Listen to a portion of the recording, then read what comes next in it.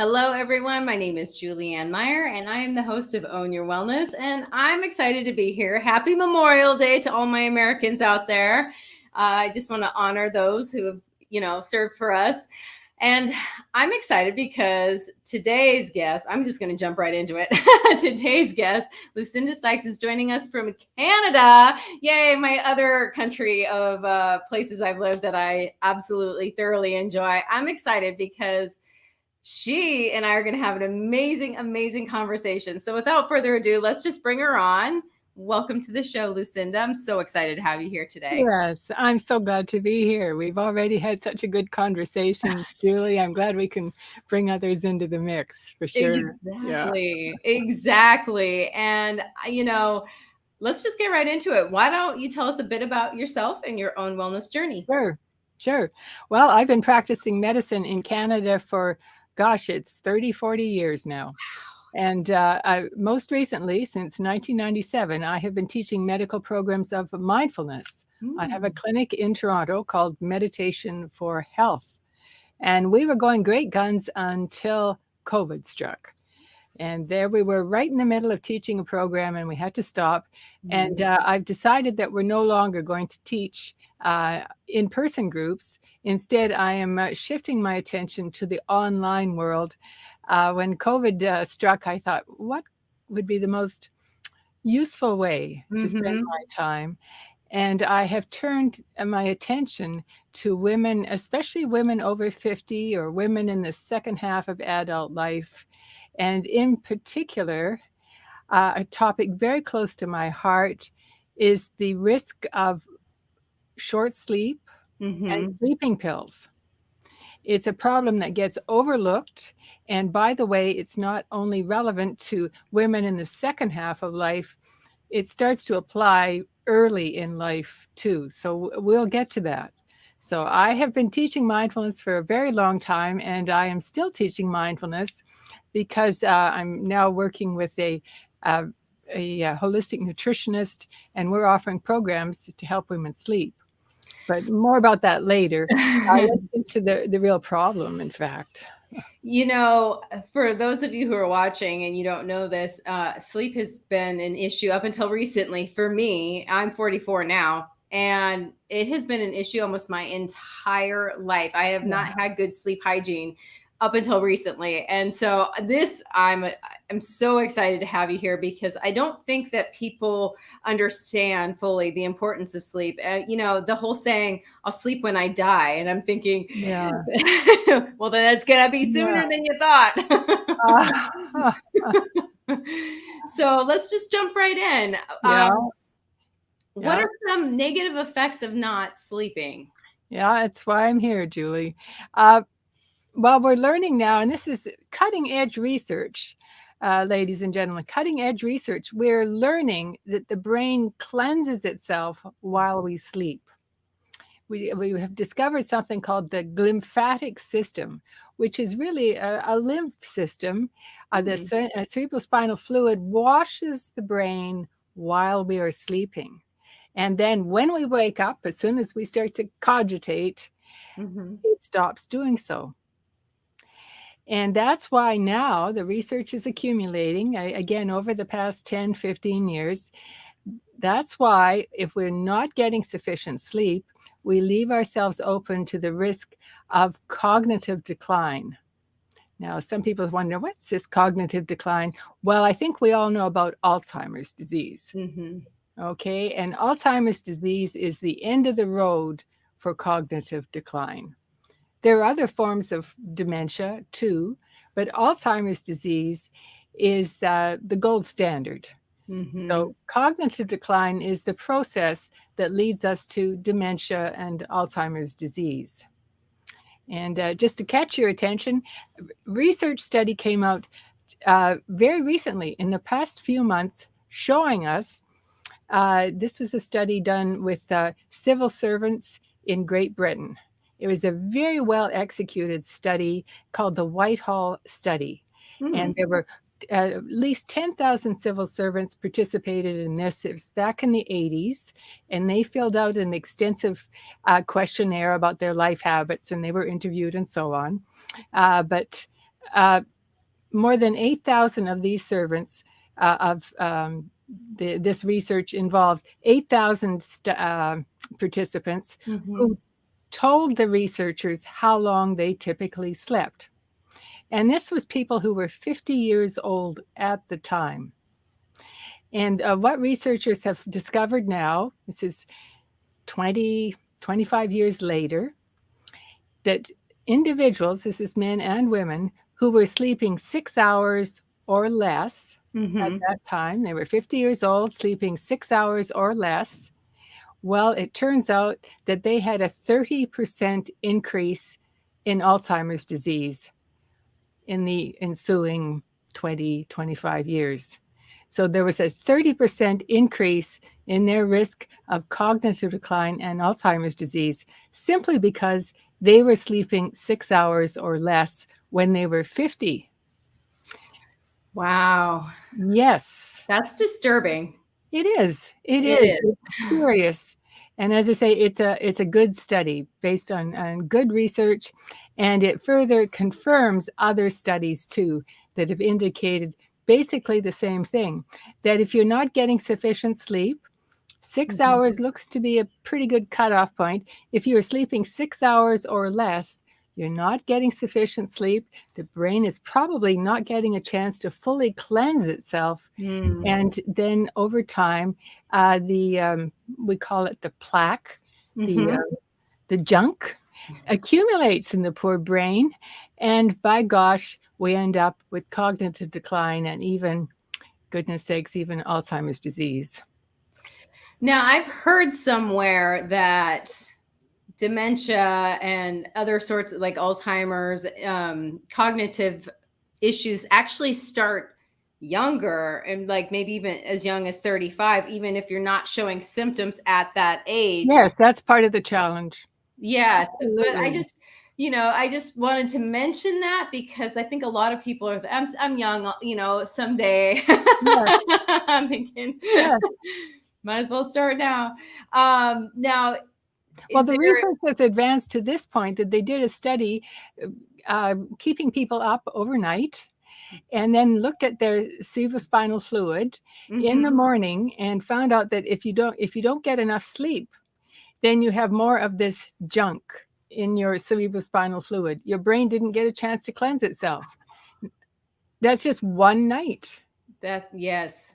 Well, I know too that, it's kind of equivalent to being drunk, like how your brain functions the next day if you're not getting enough sleep. Yes. So I don't think people really understand why this is now something that I just feel like jumping right into because it's so important is the quality of sleep. Yes, another important issue because as I said, the brain does its cleansing action, this lymphatic flow, when we are deeply asleep. Okay, sleep has something we call architecture. There's stages that we go through. We cycle through these stages several times over the course of the night. And the time of the night when we are most cleansing the brain, that flow is really happening, is when we are in the deepest levels of sleep. Now, if you're getting some of your sleep in the daytime, you're taking a little nap now and again, it's very possible, sometimes scientists are putting forth, that you're not going to get the depth of sleep that you need to fully cleanse the brain. That it would be preferable, if you can, to sleep over the course of the night so that you really get a chance to cycle into the deep sleep, what we call the slow wave sleep, rather than cat naps. That's a really good point because for somebody like me who, I used to be early to bed, early to rise, but lately I've been staying up later because of work. And I've noticed a huge shift, even in my mood. Yeah. I mean, granted, I'll take a cat nap, like you mentioned, but it's not the same. It's just, it doesn't work the same way. So I'm glad that there's some science behind that to back that up. Yes. Well, we know that shift workers are more prone to cognitive decline and other problems too, that the World Health Organization even calls shift work a health risk. Wow, that's amazing. So Yes. the next question I have too is, does it have to be at night? So let's say somebody works overnight, can is they're getting 8 hours, even if it's in the day, does that help cleanse the brain as well, or is there an issue with light? I would hate to express an opinion because I don't know the research to answer Got that. you. Okay, fair enough. I could speculate, but goodness sakes, it's too important for me to speculate. Yeah. Exactly. No, and I appreciate that honesty because I don't want to put something out there because all of a sudden it becomes Bible and No, we don't know no, for sure then. no. I'm basing this all on research that's been Yeah. published in the mainstream medical journals, scientific journals. Yeah. No, I love that. So, what are some things that people can do to improve their quality of sleep? What a great question. Sleep is such a fascinating field. That's why I'm devoting this final stage of my career to sleep, because it's just so darn fascinating. You cannot predict. I find I cannot predict when I meet a woman, she tells me, "Gosh, Lucinda, I can't sleep." I Mhm. can't predict what the problem is. I have to Mm, listen very carefully. And then over time, I keep listening and listening because there's a multitude of factors can be mhm. involved in poor sleep. It used to be the stereotype was that if people have sleep problems, you send them to the psychiatrist. Yeah. And it is true that often our sleep problems are the result of psychological issues. But it's not always the case.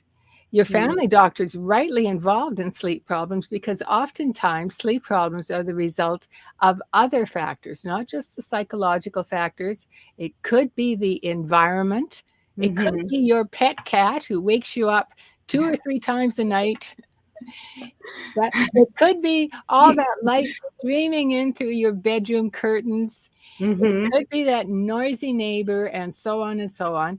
And as well, it could be the fact that your diabetes is not well controlled, or Mm, something of the in the physical realm. Okay, several important disease entities such as kidney disease mhm. is more prone to sleep problems.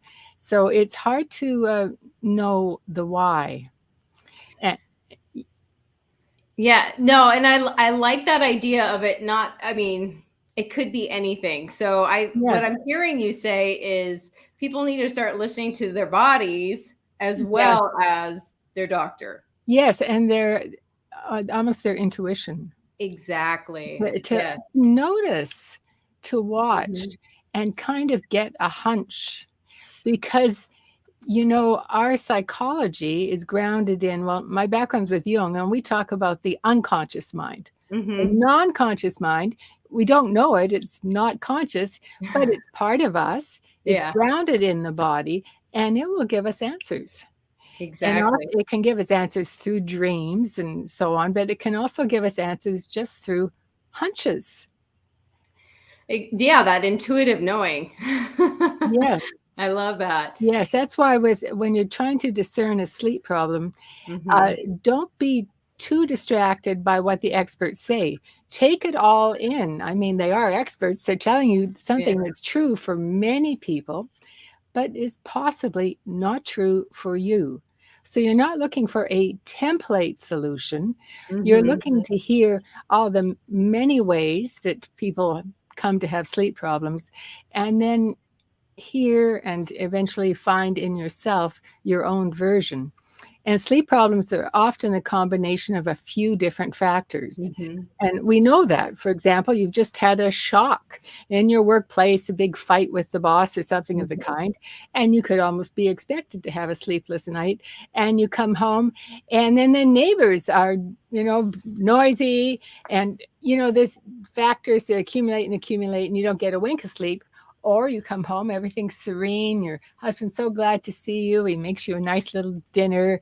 And sure, you had that problem at work, but things aren't so bad. And you sleep pretty well. So it's the various factors that can really contribute.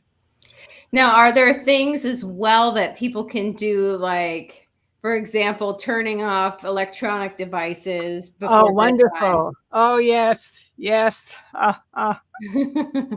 Especially those electronic devices.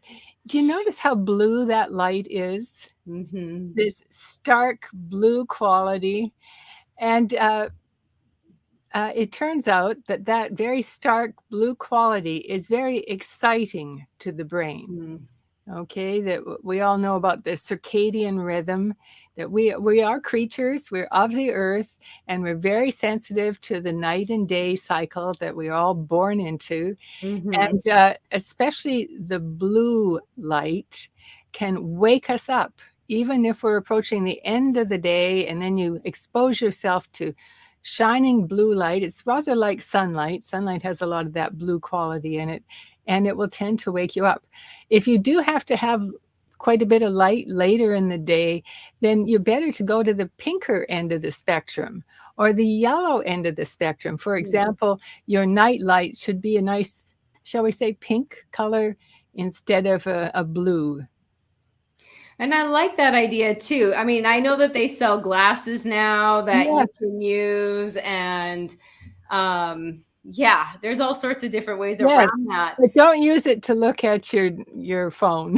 I know, right before bed too. Turn the phone off. I'm with you. I am 100% with you. I had this amazing alarm clock that it doesn't shine any lights at night, so I can't look and see what time it is if I do happen to wake up.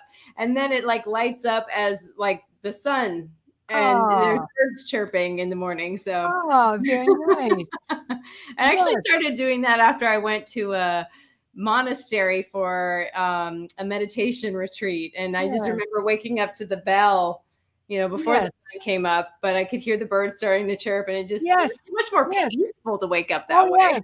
Yes, and it's well, again, I'm Jungian, archetypal. Mm-hmm. We human beings have been awakening to the birds for thousands and thousands of years, and it's in our nature to do so. And in any way that you can replicate what our ancient ancestors were experiencing, all to the good. Sleeping at when the sun goes down, waking when the sun comes up, that kind of thing. You'll be Mm-hmm. working with your biology rather than opposed to it. And something I want to touch on maybe a little bit later, but I'm curious too, because I know for somebody like me, a lot of my sleep issues in the past have been related to stress and, just that hamster wheel. So there's certain things that I Yeah. would, do differently, and they've Ah, made a huge difference, like maybe not watching the news or especially living in the United States right now. ah, Um, or, like journaling. If something's in my head before bed and I yes, don't want to think about it, excellent idea. Yeah, to you know, journal it away. yeah, Yeah, just get it out of there. yeah. You've So, done what you can. Even yeah, your to-do list for tomorrow, well, put it in your journal, and then you don't need to reflect on it until the morning time. Yes. exactly.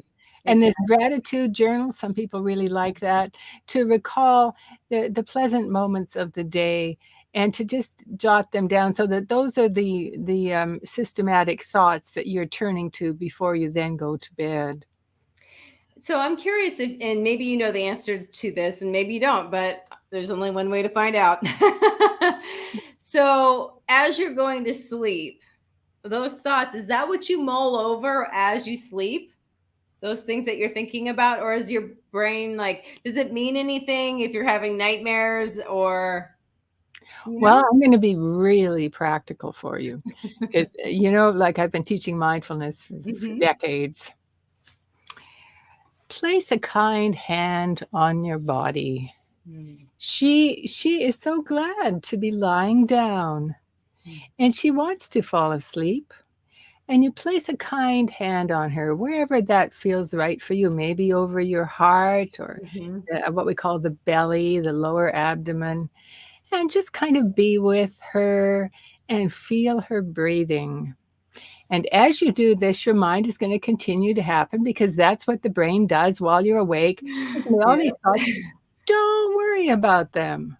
Mm-hmm. Thinking this and this. And you just keep being with your sweet body. There she is, breathing. And breathing is actually a very interesting process. Mm-hmm. Some breaths are a little deeper, some a little more shallow.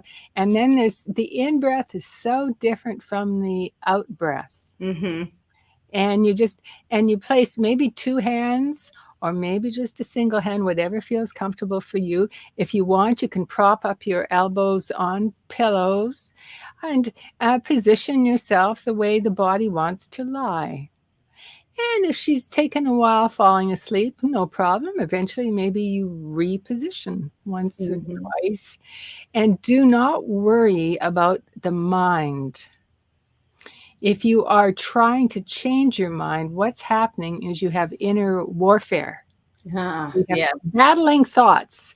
You have the thoughts about my no good boss, and you have the thoughts about how I'm trying to go to sleep. I'm not going to think about the boss. And so then there they go, there they go, there they go.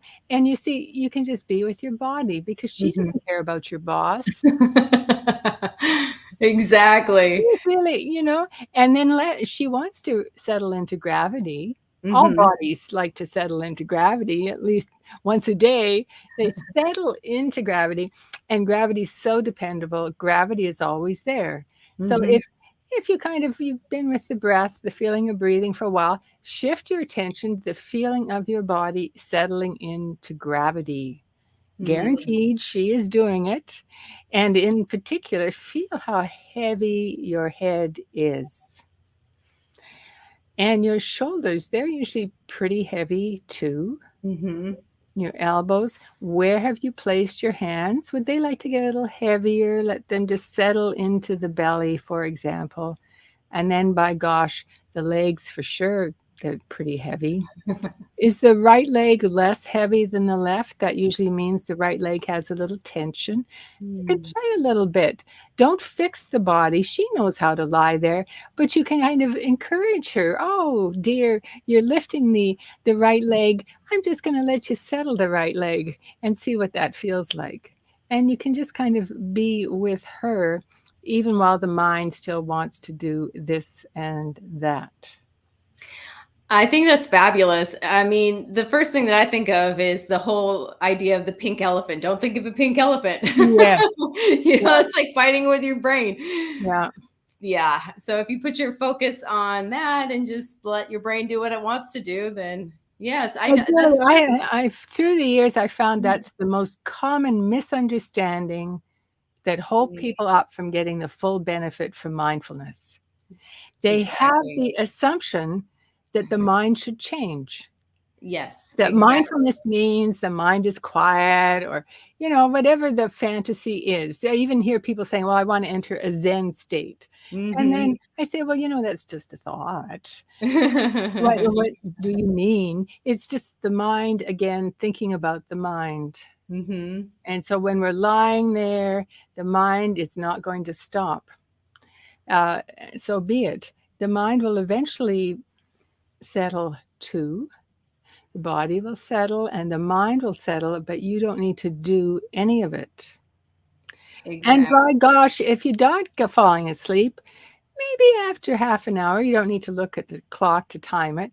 Maybe Hmm. after a half an hour, you're just going to get up, go, and, just don't turn on the lights. Hmm. Don't turn on all those electronic gizmos, but you could open up your little book or, just because it might be that she just doesn't want to sleep right now, and you don't need to make a big deal out of it. This is what we're learning now from CBT for insomnia. I That, love that. yeah, you don't want to lie in bed thrashing about for 2 hours. Yeah, work with her. Get Yes. up. Usually it's about a half hour. Again, you don't need to time it. Half hour. And if need be, depending on your dietary habits, you could have a little piece of cheese and a cracker or a little bit of yogurt with a walnut. Don't eat too much, but you have a little bit. Maybe rinse out the mouth, brush the teeth, that kind of thing. Mhm. And you may find that if you do, you have a little cheese, a little sip of milk, a little yogurt, walnut, you're going to elevate your tryptophan levels, maybe even get a little elevation of the blood glucose there, and that will help. I love that. Yeah, I've had some people say they just need a little bit of orange juice, just a little bit, I've never and thought then of you go to bed. that. You get to know yourself, you see. Exactly. It's that intuition, it's the listening. Yes. Just and it's usually just, a little sip, because we're without realizing it, even though the mind is going blah blah blah, we really are on the edge of sleep, and we're just going to kind of coax her a bit. I always think of my mind as kind of like that drunk friend or a little child that's, needs to go to bed sometimes, but Yes. doesn't think it's, I'm not Yeah. tired.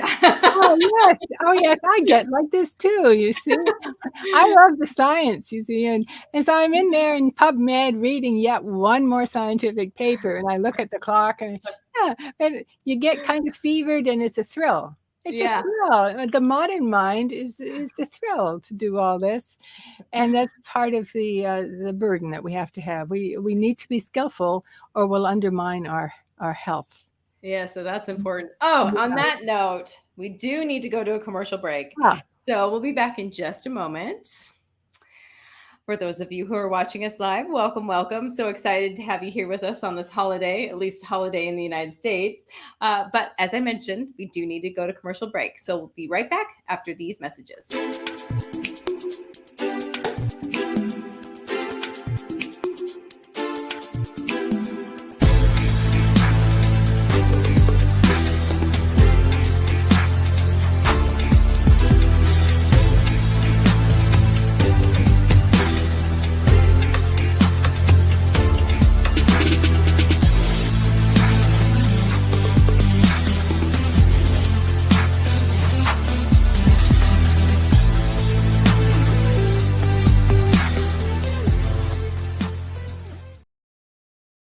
Are you someone who is struggling to move forward because you suffered a loss? Maybe you're even finding it difficult to complete the most basic tasks. Are you looking for a way to start enjoying life again without feeling guilty or the resistance to do so? Spiritual life coach Sarah Stockham saw a need for people who haven't learned how to grieve without putting their entire lives on pause. And so she created a program that solves this issue called Choosing Life Right Now. This program is simple and you can do it on your own. If you are ready to learn how to feel your grief while still being able to smile, to honor the sacredness of what took place as a loss, and yet still continue to live with joy, and if you'd like to take care of your whole being with grace and love, then I'd like to invite you to experience her new program called Choosing Life Right Now. Sarah is currently offering her program for the promotional price of $77, but it won't stay at this price for long. To learn more, check out her website. The address is on the screen.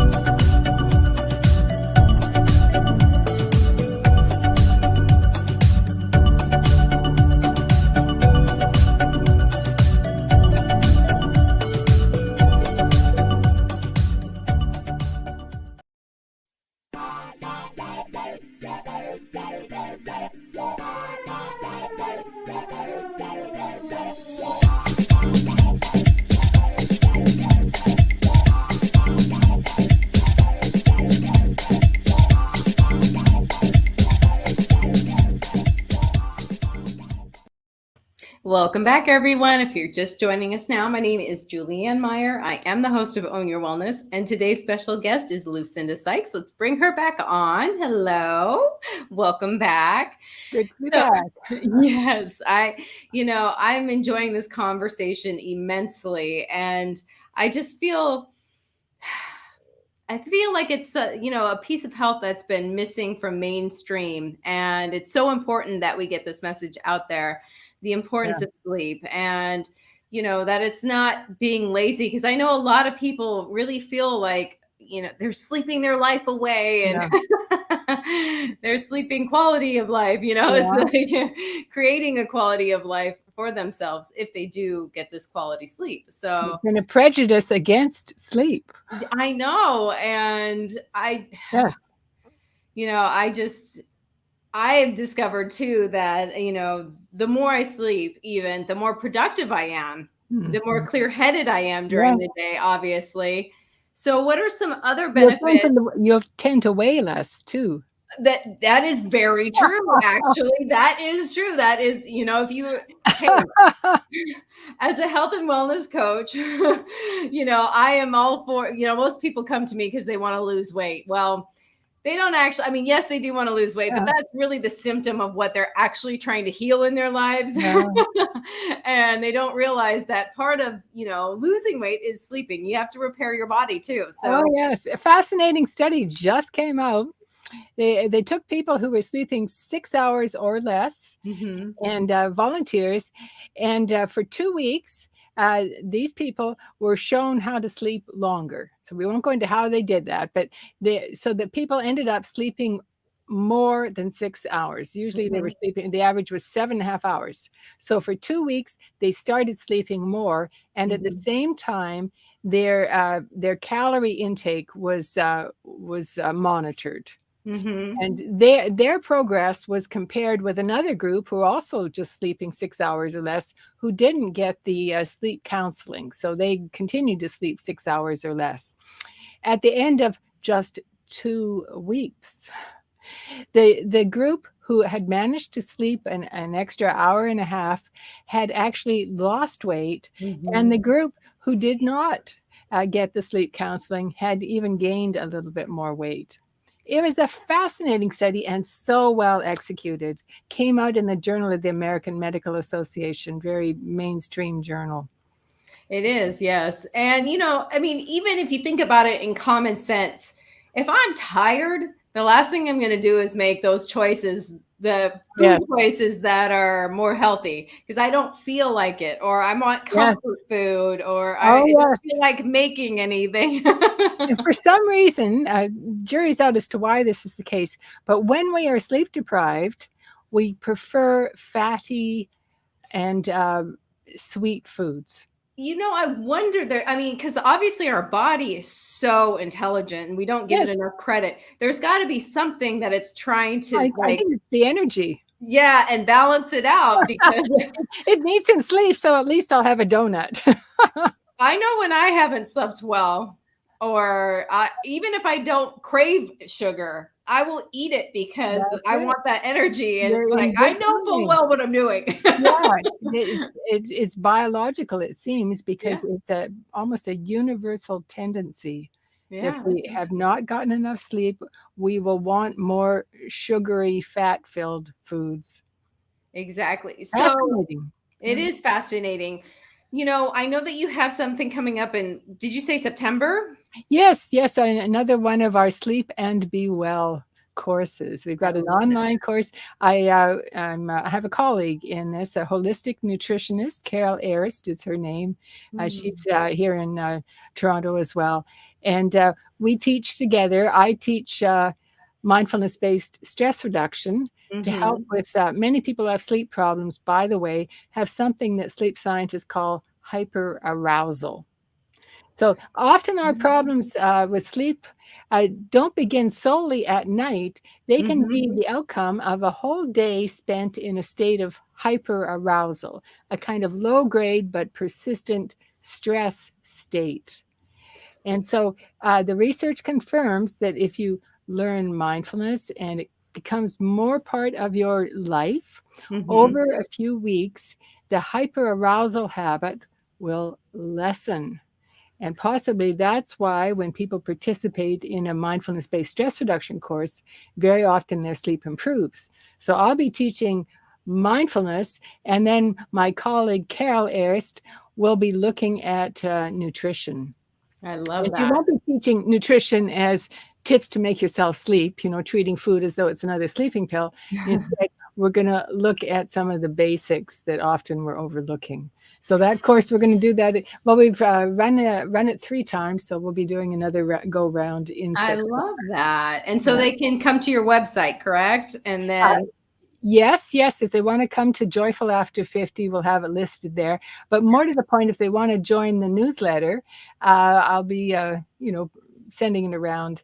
in the Perfect. newsletter. We have a lovely newsletter. I don't send out fluff. It's all based in the science and psychology of particular interest to women over 50. But gosh, some of you younger ladies, you can sneak in, and even the men are welcome too. But it is, we call it Joyful After 50, and we'll be announcing that in the newsletter. And if you would like to sign up for that, you can do so at Joyful After 50, as you see on the screen here. I love that. And also, if people want to reach out to you privately, they can reach you through your email, correct? Sure. I'm available. I love At this that. stage in my life, you see, I've got a bit of a mission. My own grandmother succumbed to Alzheimer's far too young. And I only recently, this is where I really got the impetus, I only recently realized that Grandma had been taking sleeping pills every night of her life that I knew of. I used to go to the drugstore and get my grandmother these darn sleeping pills. And then there she was, I had barely turned 60, and her cognitive decline became apparent. Of course, we didn't know about it in the time. Those were the days where people smoked cigarettes too. But exactly. So I would love for you to talk a little bit more about the dangers of that, because I know that I fell prey to the sleeping pill as well, and I'm not anymore, thank goodness. But a lot of people figure I can't sleep, take a pill. Yes, thank you for that question. Goodness sakes, because I just was pointing out the risks of not sleeping enough. So you might think, well, gosh, I get those sleeping pills, that'll solve the problem. Exactly. But actually, it makes it worse.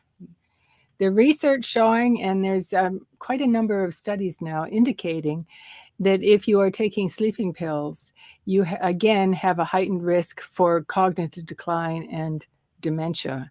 And this is mainstream research looking at the health outcomes for thousands of people. And we're especially concerned about what we call the benzodiazepines and the Z drugs, or Z, as you might say in the States. Yeah. And but those are the big popular ones. And even the newer ones, the drug companies are always coming up with more versions. Folks, drugs do not induce natural sleep. They just don't do it. Yeah. And we all know that. If you have a little bit too much wine, you don't fall asleep, do you? You pass out. Yeah, there's a difference. Yes, there is a difference. You might be sleeping, but it's not the same. Yes. People who have been taking sleeping pills for even a month in one study, certainly if they've been taking them for several months, they have increased their risk of cognitive decline and dementia, as measured in very, very credible research. What about things like that aren't technically sleeping pills but make you sleepy, like Benadryl, for example? Does that have the same effect? I don't have the research to speak on that. I would think it would, but I mean, honestly, I don't know. I just know benzos are definitely not good for you. And the thing is, too, with that, I come from a background of working in addiction recovery. People go to rehab for benzos. People go to rehab for sleeping pills. It is a very big issue. So if something, can change your brain chemistry that much, where you need to, go to a situation where you're away from your family and friends to, address this issue, obviously that's going to be affecting your sleep in a way that, it's your health, your brain health is going to be affecting your brain health for sure. Speak to the referring doctor. The referring doctor, if they are up to date, will know that you should be taking this medication for no more than 2 weeks. Okay. And I'm being really mainstream here, nothing controversial. For example, Public Health England released a 150-page document, in part pointing out the risks of dependence and withdrawal with benzodiazepine, hypnotics, sleeping pills, and Z drugs as well. Well, I just think about things like Ambien, for example. Yes. I mean, if you're going to be driving in your sleep, Yes, think like obviously yeah. that can't be very good for It's your not health. natural sleep, really, Yeah, is it? exactly. That's Yes. exactly the What point is that it's cleansing not. is your brain doing as it's driving down this? I Yes. know. I You know. want And natural sleep. You want yeah. slow wave, deep sleep. And these pills, they may knock you out. Yeah, but it's yeah. It's not this slow wave, deep sleep that is allowing your brain to be cleansed every night. I Yeah. I kind of think of that as similar to, being knocked out as in like, you lose consciousness, but that doesn't Yes, mean you're asleep. It's kind of the same as, yes, as that in a way. I wouldn't consider being knocked out the same as sleeping ever. yes, Um and yes. yeah, same idea. Yeah, Oh, we that's want the fascinating. brain to be. When I read the science now, it's what the brain is doing. We call it glymphatic flow. Okay, Mm, that we weren't using that term even 10 years ago. no. Glymphatic flow, and there's cerebrospinal fluid is washing through your brain, Mhm. following. They describe it as streams and rivers. It's like the lymph is flowing through your brain, sweeping away all the rubbish, sweeping it into the veins so that then it can be eventually discharged from the body. The glymphatic flow, and it's a pretty darn complex process. As soon as you Mhm. wake up, it's going to slow itself down because the channels that the flow is passing through are made by the brain cells themselves. The astrocytes are one of the important Mhm. supportive brain cells in the brain are making the channels for you, and as soon as you wake up, they no longer make those channels. So it's very complex. We're such miracles, and Yes. passing out is not the same thing. No, it's definitely not. So my curiosity then has to go with going to the bathroom. I mean, I know a lot of people as they get older too, they tend to have to go to the bathroom in the Yes, middle of the night. So yes, does that is affecting your sleep as well? yes. But if you pay attention, it happens for most people. You awaken, you do your business using pink lights, not blue Mhm. lights. You're not looking at the clock, and you pad to the bathroom, do your business, come on back, settle back into gravity, place a hand on your body, and you'll probably go on back to sleep. Mhm. And I don't have the research yet. Maybe it hasn't been done as yet, but we're probably going to learn that, hey, you get that urge to wake up after that deep sleep cycle has ended. Because as I mentioned, we cycle Mhm. repeatedly uh, over the night in the sleep architecture, and the deep sleep cycle phase is most prominent at the beginning of the night. And that's not usually when we're getting up to use the washroom. No, definitely not. Yeah. See how clever the system is? Yeah, Yeah. so the really important hours are those first few hours. Mm. And then I'm kind of guessing, but I don't have the research to base it upon. I'm kind of guessing that then you get that urge to get up and use the washroom probably after you've been through one of these deep sleep phases of your night. I know for me too, there's been times where I don't wake up and then all of a sudden I wake up in the morning and I really need to use the washroom and it's like urgent. And I'm thinking, how did I not wake up? And I'm thinking it's because my body was going through some Yes. sort of, wave of sleep and like, this what you were just referring to. I'm guessing that that's probably what the difference And is, like you said. especially if we've had some sleep deprivation, the Yeah, body's going to want more sleep because it's got to do a little exactly. more housekeeping. Exactly. Do you happen to know how many cycles your body tends to go through with the sleep at night Usually if you about get, say, 3, 8 hours? usually How about many? 3, usually about 3 or so. Yeah, Yeah, so you can't get them all if you don't sleep long enough. that's it. That's it. Exactly. You'll get the grandmother one at the beginning there. You'll get a mega deep sleep right at the beginning. That's the Yeah. crucial one. But then you will cycle through it again and again if you give Mhm. yourself a chance. Got you. So that's why you need to have those 8 hours so that you can finish cleaning. Yes, yes. Yes. And so the research really suggesting that you want more than 6 hours. There is some teaching, like in CBT, that 5.5 is enough, but I don't know where they got that number, because now the research is pointing to 6 hours as the cutoff. As I said, these Whitehall civil servants, if they were at the age of 50, if they were sleeping 6 hours or less, they had the increased risk for dementia. That's amazing. Give yourself 6.5 hours anyway. Yeah, exactly. Yeah.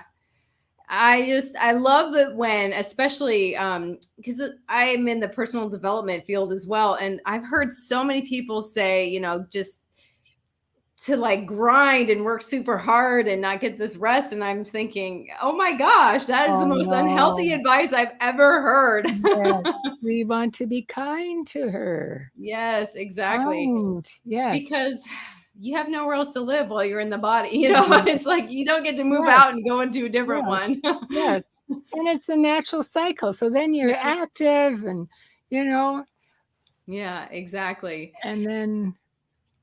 So I'm curious, and maybe you know the answer to this and maybe not, but does your amount of water affect your sleep quality as well? Like if you're dehydrated, because most Americans I know are. I'm wondering if water has anything to do with, how well your brain can clean itself. Yeah, I couldn't comment. I would assume that a state of hydration would not be good for lymphatic flow. I would assume that it's not good for lymphatic flow either. But as to the quantities, I can't even guess. You're probably better informed than I am. It's not my field. Yeah. Well, I mean, since we're made up of mostly water, I would think to get everything moving, and that's one of the first things that I would always say. So I would assume, but I mean, I don't honestly know. Yeah, you usually want too much water rather than too little. Exactly. Although there's a few medical conditions where that's not the case, but usually, there's always an exception, right? Yeah. Usually we want a little bit too much, because she'll just excrete it and be glad to do so, because it's easier to eliminate the metabolites, to eliminate the waste. That's true. That is very true. Yeah, that's true, because we use water to eliminate waste. So if we're going to, eliminate waste in our brain, maybe that would help too. Yes. Just thinking, I mean, this is obviously not scientific. I'm just thinking out loud. Well, this is how the science is done. Yeah. We conjecture. And then we try to develop an experiment that will help us test our hypothesis, our conjecture. Yes. I'm sure that's how they came up with lymphatic flow.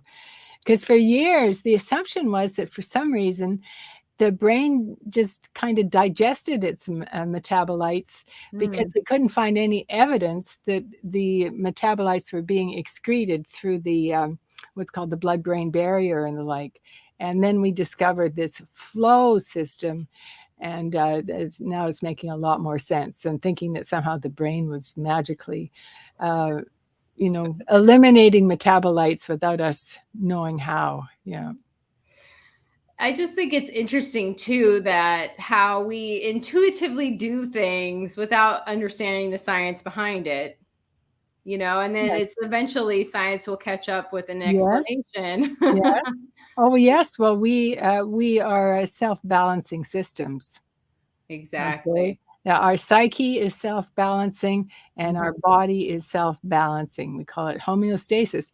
And our prehistoric ancestors were doing it just as well as we do.